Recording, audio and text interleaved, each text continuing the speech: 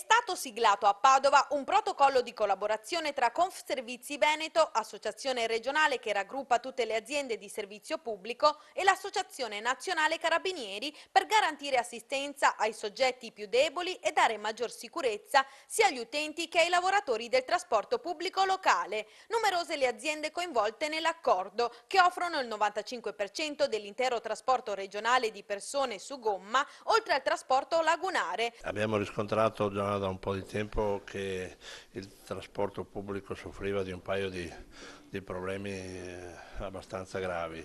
L'uno è un problema che esiste da sempre, è quello dell'abusivismo a bordo dei mezzi, cioè persone che non pagano e non intendono pagare.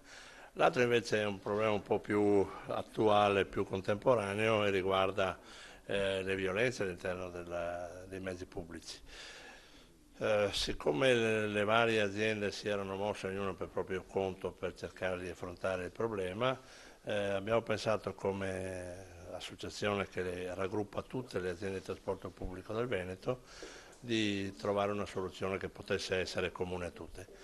Abbiamo trovato la disponibilità in questo da parte dell'Associazione Nazionale Carabinieri, che con un pregevolissimo accordo di volontariato ci darà una mano in queste situazioni, mettendo a disposizione dei propri associati che con la professionalità, l'esperienza che hanno accumulato in molti anni di servizio possono essere a nostro avviso utilissimi a risolvere questi problemi. Per quanto riguarda l'abusivismo parliamo di cifre che sono importantissime, superiamo i milioni di euro, per cui insomma, siamo a livelli troppo elevati. Per quanto riguarda poi la sicurezza, che una donna, un ragazzo, un bambino, un anziano o anche una persona normale si trovi a bordo in condizioni di assoluta sicurezza mi pare altrettanto necessaria. L'esigenza del progetto nasce sia per contrastare l'abusivismo, ma anche la microcriminalità violenta percepita soprattutto dalle donne, in alcune linee e orari all'interno dei bus. Sono carabinieri in congedo non armati che opereranno volontari e grazie alla loro esperienza, sia uomini che donne, offriranno assistenza ai passeggeri e ai trasportatori, ma anche aiuto tecnico alle persone con disabilità. La collaborazione è iniziata come esperienza in provincia di Venezia, dove si è fatto un protocollo d'intesa con l'Associazione Carabinieri e questo ha portato sicuramente dei frutti, perché le persone che svolgono questa attività sono persone di indubbia professionalità, sono carabinieri in congedo e quindi hanno le capacità per gestire l'attività.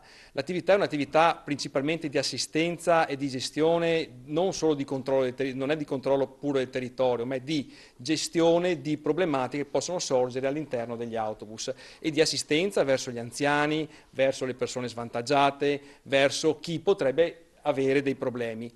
E i problemi tra l'altro ce li hanno anche i nostri operatori. Molti autisti potrebbero chiamare l'associazione a supporto della loro attività. L'arma migliore per sconfiggere questi fenomeni di mancanza di educazione civica rimane sempre la collaborazione per garantire un servizio pubblico efficiente ed efficace nella piena sicurezza del cittadino.